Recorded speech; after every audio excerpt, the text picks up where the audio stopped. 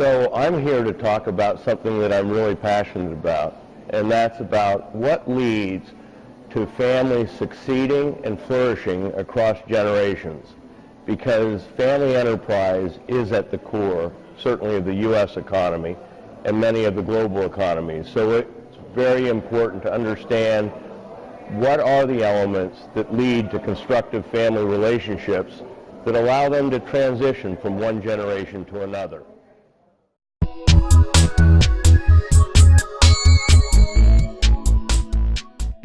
So when I think about my role in leading a family enterprise, I look at our own family system for indicators of things that might be able to be helpful to other families. And now I'm a fourth generation family member of the John Pitcairn enterprise, who was the founder of the Pittsburgh Plate Glass Company, or PPG Industries. And today I'm the leader of Pitcairn, which is a multifamily office.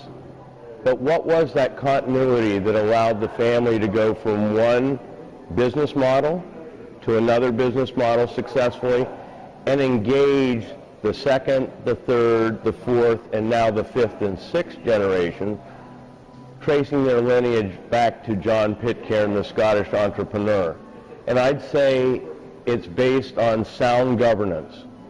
Today there's a lot of attention given to governance, but it's sort of like leadership. Unless you look for the direct application in your own family system for what does governance mean, you'll lose the importance of it. So if you can picture that a family circle is here, and that over here you have either its enterprise, its business, or its wealth, it's where those two circles of family and enterprise intersect that forms the core of the governance, the leadership, the development of successors to take over the key leadership for those key positions within a family and also its enterprise. So we know a lot about family systems. When they're healthy, they focus on training, educating the next generation. They're there for the support, financial and emotional support, and that system is really, when it's high performing, is based on love. So that's family. Over here, if you have the business or its wealth, it deals with things like assets, liabilities, trusts, maybe cash flow, maybe taxes, maybe philanthropy. So over here you have money. But right in the center, where you need the clarity between the boundaries between family and its enterprise, is where governance lives. And that means it's where the leadership, where the power and authority to make sure that you have a sound communication system, that you have a fair conflict resolution process, and that both systems, the family and its enterprise, are held together by sound governance. So when I say the key element that allows families to even think about succeeding across the generations, they must begin with sound governance.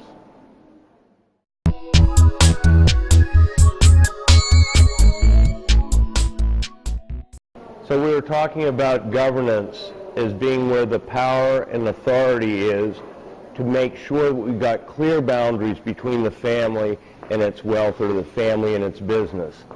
So I say, if one system here is love, and we have money over here, and we have power in the middle, think about that. That's love, power, and money, one of the most volatile cocktails you could ever mix. So it is absolutely essential that governance is perceived as fair, and that it gets honored by the family and its enterprise to make sure you've got the best leaders conducting themselves in a way that balances family and enterprise for the future. And I just am given to be able to look back right now, because our family is about to celebrate its 25th year of being a family office that now helps other family enterprises, and we're meeting with all of our client owners next week. And you can bet that we're going to talk about the importance of future generations being involved and included in the most important element of families flourishing, which is sound governance.